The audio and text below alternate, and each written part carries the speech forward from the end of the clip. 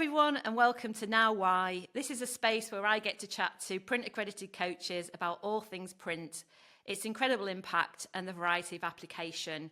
You're probably wondering who I am. Well, my name is Kay Vesey, and amongst other things, I'm a print champion. I absolutely love this tool. If you're familiar with print, that's fabulous. If you're not, you're probably wondering or really curious about what it is and how it works. So in a nutshell, print is a model of human motivation. It helps us to understand how we act, react and interact with one another, what gets us firing on all cylinders, making us feel motivated, productive, resourceful, the things that get you out of bed in the morning. But most importantly, it also helps us to understand what does quite the opposite. So you're probably wondering, why am I a print champion? Well, it creates incredible insight and self-awareness, and it provides a powerful lens for us to understand, appreciate and empathise with each other. Print is a catalyst to uncover our why and really understand what it means to be human. As a learning and development professional, print is absolutely my Swiss Army knife. It's my go-to for people development. So my aim for the Now Why podcast is to provide a continuous learning loop of sharing, exploration and inspiration for everyone who listens in. So where do I start with something as big as this? Well, I thought I'd start at the beginning of our journey with print. So in this episode, I've got Helen Bissett in the print seat. Helen, or H as she's more usually known, is one of the founding directors of H&H, the leading internal communication and employee engagement agency. Back in 2015, H brought print to the UK. Now, what I want to find out is why? So H, welcome today. Thank you so much for joining us. Hello. Welcome to Now Why, the podcast that's all about print, and thanks for sitting in the print seat today. So my first question to you today is, tell me about the first time you encountered print. To give you a sense of that, I need to go a little bit further back than my first discovery of print. I need to go back to the I won't go back to the very beginning, but I'll go back to a beginning, and it was when I left the corporate environment, and I ensconced myself in personal development, and because I was looking for a path forward, and I think like many coaches, I started my coaching career coaching myself. And so I read all of the coaching books that were out there, and it wasn't that many really, because in 2000 coaching was only just becoming a thing. And I also did loads of profiles.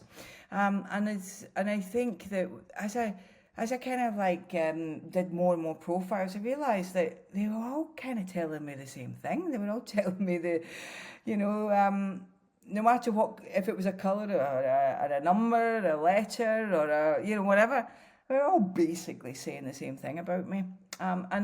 Before I did the print profile, it hadn't actually occurred to me that I hadn't asked myself why. I didn't even know. It hadn't occurred to me that that's fine. And because what got used to this echo chamber of doing a profile, and it would tell me the same thing. And I go, oh, right, yeah. So I'm continually confirming that this is who I am. But I hadn't really stopped to ask myself why. And then about 2015, it was a fellow coach. She had experienced print when she'd been in the USA. And she'd become accredited in it, and she introduced it to me. And bam, the piece I didn't think was missing. All of a sudden, I've now got this piece. And for me, there's been very few moments in my life where I've had a bam moment. I've had lots of, oh, that's interesting, or oh, that's I'm going to do something with that, or that, has taken me a step forward. But this was less of a rumble. It wasn't really a rumble. It was more of a quake as such. If I was describing it in that way, it was a tectonic shift. To understand why I do what I do. It's like, wow, it opened up all sorts of possibilities to me at that point. And I think that's to understand that I kind of knew what I did. Why am I the one that always seems to stand forward to do things, when everybody else is taking a step back, even though I've got 45 things already on the go. Yeah. Why is it like a compulsion that I can't control, even though I get home and go, what were you thinking? You've got enough things on. Why do people that come across to me, or I would, my voice would say that they're being lackluster or hesitant, why would that drive me crazy? Why can I not get hold of that? Why can't I rest ever? Why can't I rest ever? Going on holiday is stressful to me. As I say, I actually genuinely don't look forward to holidays because I know I'm going to be really stressed the whole time thinking I'm supposed to be doing nothing. And I kind of like just got used to living like that, and then all of a sudden I had this beautiful insight that kind of cracked open something in me, that made, it was the difference that made the difference. Now I can control it. Now I know what's going on. I've got a methodology to be able to go, oh, right, okay, that's fine, yeah. Now I understand what unconscious motivators inside me are driving this behaviour. I got half a chance to get hold of them and control them. That was really the moment. It was a bam moment for sure.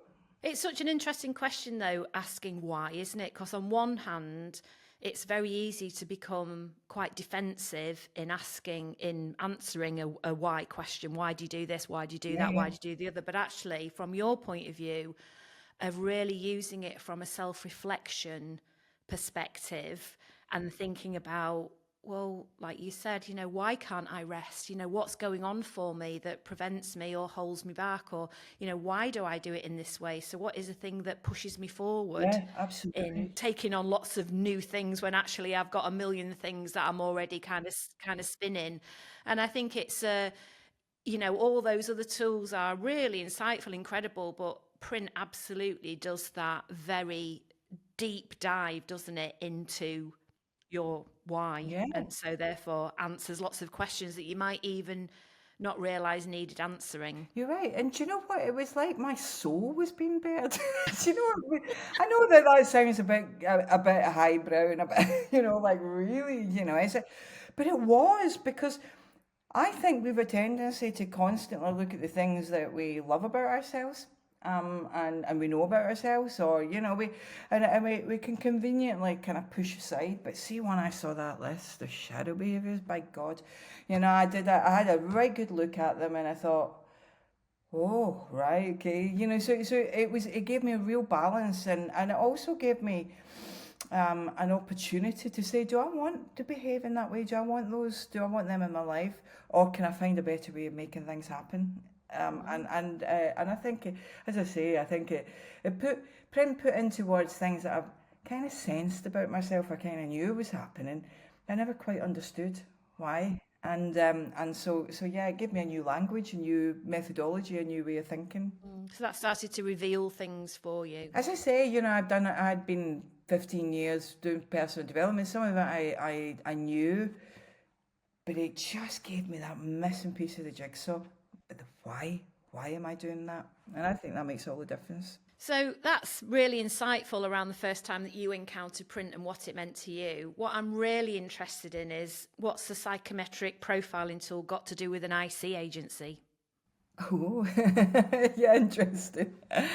Well, well, I guess the long and the short of it, I would just say everything. It's got everything to do with an IC agency, an internal communications agency. Although we call ourselves that, we're actually a collective of real curious minds, and we just happen to be in the business of internal communications. But you think about it, communication, it doesn't happen.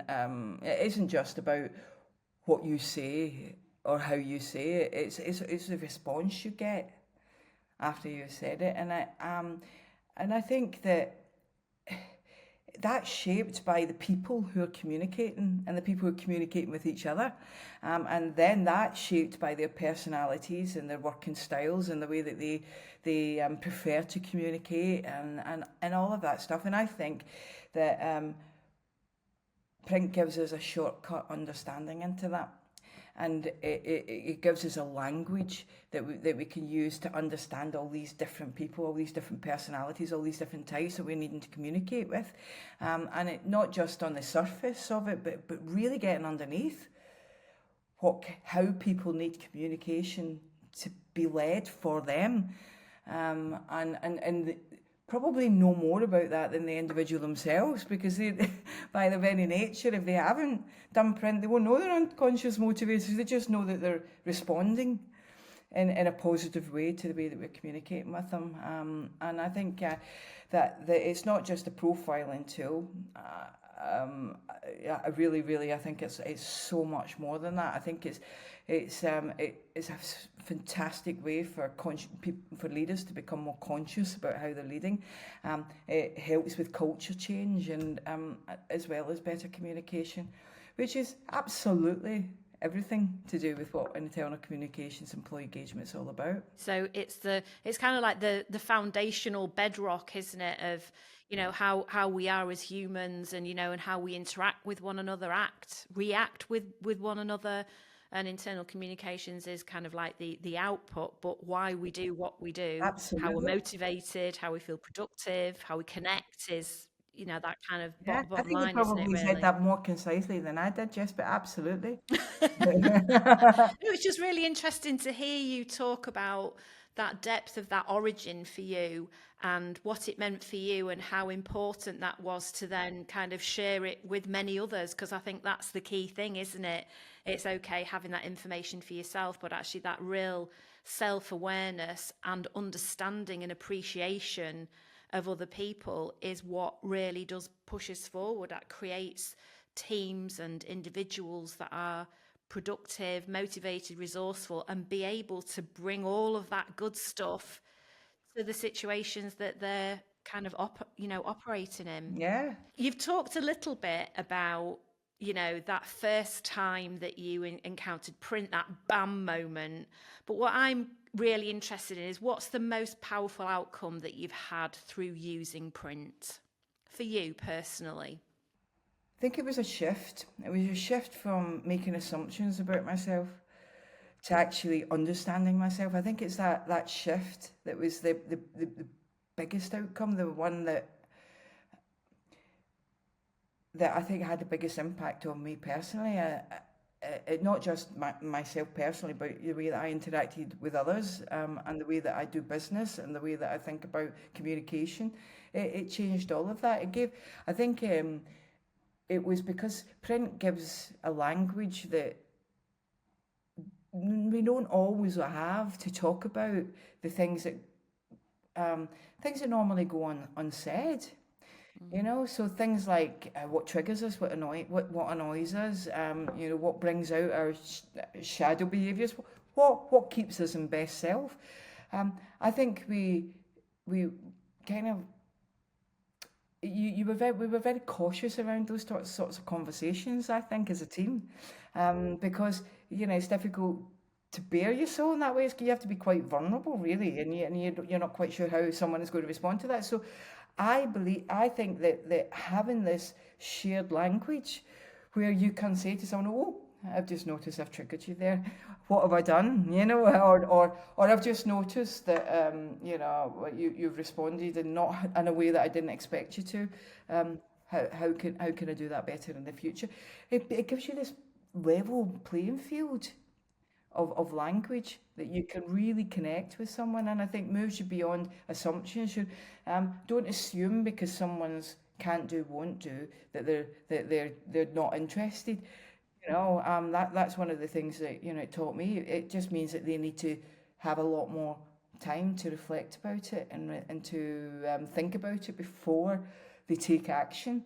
So I think that's probably the biggest outcome, is to move me away from making assumptions about myself, making assumptions about others, and really moving it through into understanding why someone's behaving the way that they're behaving. I think you touched on something really important there, because I've obviously done hundreds and hundreds of profiles over the past 10 years of being accredited, and I think one of the things that people find astounding is actually seeing it written in black and white. Yeah, It is that aha moment of, I felt this or I knew this about myself, but actually seeing it written in words kind of cements all that wonderful stuff that I do and bring, and all the things that actually I could do with shifting and changing or making a Yes, difference. So I think, totally. that language piece is really important, and it does help to create that psychological safety. It helps us to create that environment to have these conversations with one another and be proud of who we are, and be celebratory, as well as recognizing how we can grow and shift and develop. So important, yeah, that you feel that you realize it also gives you this sense that you're not broken, Yeah. so you're not broken, you're just different. You're just wired in a different way, and I think it's incredible that you have this shortcut into understanding how someone else is wired. And if there's any if you button up against each other, that's not necessarily personality.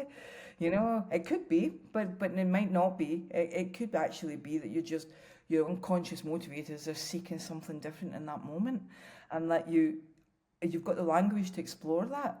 So there should be no reason for you not to be able to get on with anybody at all, and that you come across in your professional and personal life. So you've probably already started to answer my next question, but I'm going to pose it anyway, because Oh, you might have a little bit more to add.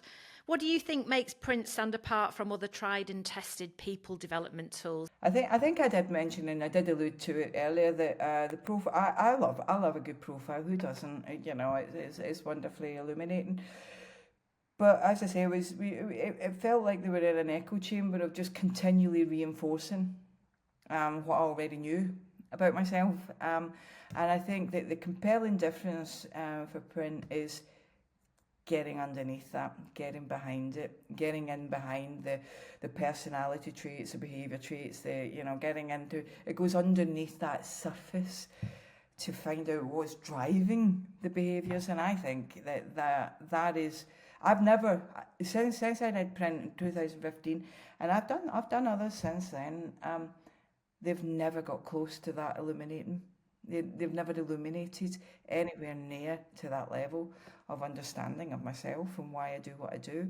And I think, I said this before, it kind of bears your soul. It's like, wow, oh yeah, that's actually quite right. That's quite right about me. Okay, that's great. And I think one of the key things also, I mean, like you said one, but I think the why is the compelling difference.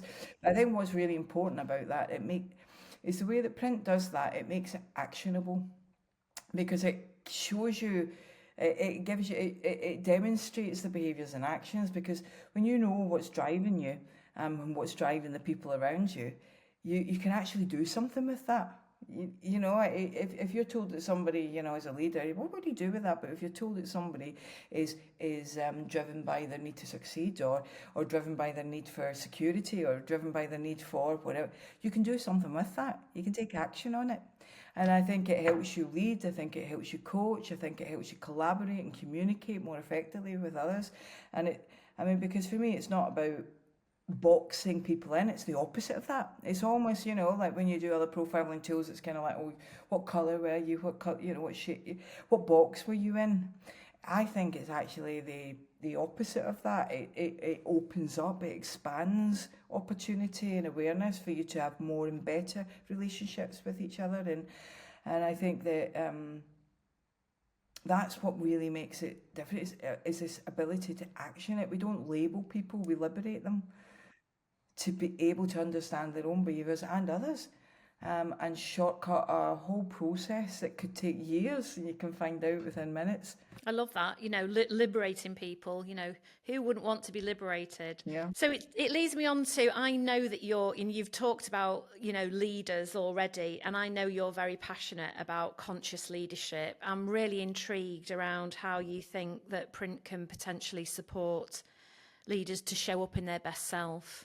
It's interesting. The clue's almost in the name, conscious leadership, isn't it? In order for you to be conscious as a leader, you need to have as much awareness as you can about who you are. Because I don't believe that you can lead others unless you have to know how to lead yourself, and what you're about first before you can lead others.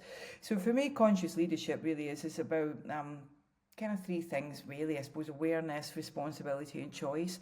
Making choices in any moment, taking responsibility for your actions and the responses for others that others are taking, and being really aware of yourself. And I think that the print kind of gives you an understanding of who you are at your best, but it also gives you an understanding of who you're at when you're not at your best, you know, also, and what derails you into the sorts of shadow behaviours that just will not get the best out of others.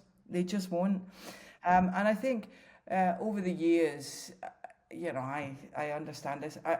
It has made me a better leader.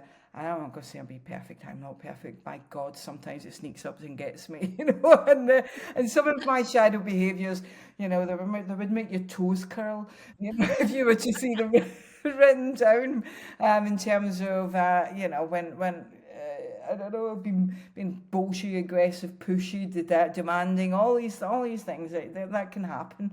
And I'm not saying that I've stopped it happening, but I've certainly dampened it down, and I can find it quicker, so I know when I'm into it. So when it happens, and I'm like, right, that's it, I'm triggered, right? You know, I can pick a choice in that moment what to do.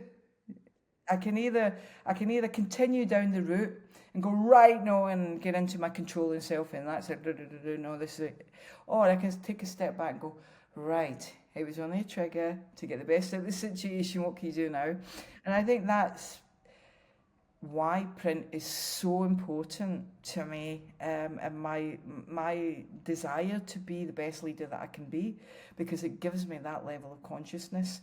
I can make choices in the moment about how I'm going to respond, and you know, sometimes I can say no, right, you know, I was going to swear there, but you know, I caught myself. There you are. That's just like a Bleeps trigger, it isn't it? out. Caught myself. You can, you can say no. Actually, no. It was, you have triggered me, and I'm going to go down this route. But that's my choice, you know. Or I can decide, actually, you have triggered me. I've been triggered by this situation. I've got more choice. I've got this whole spectrum of choices of behaviours in which I'm going to choose from, and I'm going to choose to stay in best self right now. I think that's a really good description, isn't it, about choice? It's making that unconscious conscious and giving you the opportunity to really consider, what do I want to do at this point in time? You know, we're all adults, we can make those decisions Yeah. for ourselves, and actually having that insight into what does best self look like, what does shadow behavior look like, what's the impact that that has, just gives us that Oh, opportunity to take 100%. to take a beat, and you know, and kind of make a decision. So you have shared a couple of your shadow behaviors with us, but I would love to know, you know, how would you describe your unconscious motivators? So your best self, what do they mean to you? And what would what would you say to others about, and how would you describe those unconscious motivators that make you a leader, a founder of an agency, all the wonderful stuff that you bring to the world? You know, I know that we had a conversation a while back, and you we talked about this, the metaphors and what we do, and it came immediately to mind, and I couldn't, you know, and I thought, right, no, nothing. This is it. This actually is a really nice metaphor for what I think about my unconscious motivators, because I actually genuinely really like them. I think, you know, and I think most people genuinely really like their unconscious motivators, because how could you not, you know? It means you don't love yourself if you don't love your unconscious motivators. But I see them almost like wild horses. Right. I think that's what mine are like. That's how I would see them. I love horses. And you know, we've done some training with horses as well, which was an absolute incredible treat. You know, but I see these motivators within me as strong and beautiful and driven, and they can carry me far. I know they can carry me further than I could probably even have imagined, but only if I get hold of the reins. because if I've not got a hold of the reins, if I lead them, I think they all come to the fore, and I'm not saying that I'm unstoppable, but I think most people will know from me as a character that it's like once I've got my teeth into something, I like a horse, it's kind of Once like you get galloping. no letting go, it's like we're off, and it's like, well, who's keeping up? Come on, come on, come on, like let's go. But I think when I don't, and and if I let them, if the reins drop and I'm unconscious for a while and drop the reins, I think they start galloping perhaps towards things that don't matter, or they can trample things in the way of getting there. And so I think I don't try to tame my unconscious motivators, because they are who I am, and they are my drivers, and they are responsible for so many wonderful things that are happening in my life right now, and have happened and will happen. But I think it's about treating them with respect, and getting them into a rhythm, with just enough grip Yeah. on them to keep me on track. I think that's You know how much I love, obviously, from a horse perspective, all the leadership learnings that we can take from the power of the herd. I think that's a brilliant metaphor, because it is about the fact, isn't it? We've got this lovely push energy and pull energy from the herd. We've got, yes. they move at pace. They've been around for millions of years, and that's because they're great leaders, aren't they, horses? So I love that metaphor. So thank you for sharing that with me. I'm really interested around your aspirations for print for the future. I mean, we've done such a lot of wonderful work with print already. Where do you see it going to? And, if it is within the herd, where is it galloping towards? I'll get that one in there. Do you know, that's wonderful. Maybe I could stay with the metaphor for a little while longer. Yeah. It's a super tremendous question, and I'm glad that you've asked it, because sometimes you can just get into the cut and thrust of it, can't you? And you're not thinking, well, where am I actually going with this? Um, and I think for me as an individual, I don't really like this word holistic, but everything has to be together. I need to make sense of things, if they're all going in one direction for a reason. And for print, why do I see print? Why do I see print being in my life for a long term? A longer term than now. It's not just a product. It's not just something that we do or something that we sell. For me, my vision for print is that it becomes the fabric of everyday life, really. The way that it is for me, and the way it is for a lot of, I'm sure when we meet some of the guests that are coming on the podcast, you'll see that once you're an advocate of print, you're an advocate of print, because it does change your life. And I think don't really want to see it just be considered as another tool, or a workshop or a leadership program, but a living, breathing part of culture of people's day-to-day lives, because I think print can help people feel seen, and because it gets underneath, and people can understand, especially for those that are maybe a little bit more introverted, or we don't really understand where they're coming from. Print's a great language to help people get seen, and I think it helps teams preempt friction. I think it's a wonderful methodology for bringing beautiful collaboration into the workspace, and I think at the core, I mean, I've mentioned this. I think I'm hopefully it's coming across. I don't just see it as a profiling tool. It's a mirror. It's a map. It's a methodology for awakening to your true self. It's one of those veils you can lift up. If anybody's ever done any spiritual work or trying to understand who they are, it's all about trying to, there's like lots of metaphors to use, like peeling onions and lifting veils and all those different metaphors. But this is just, I think print is a really important one for lifting a veil, because it gets you beyond ego, and beyond the conditioning, but beyond what the world told you. Like before the world told you what they expected you to be, you get back to who you were. And so that's my deeper aspiration, is that it helps people not just understand who they are, but remember who they've always been.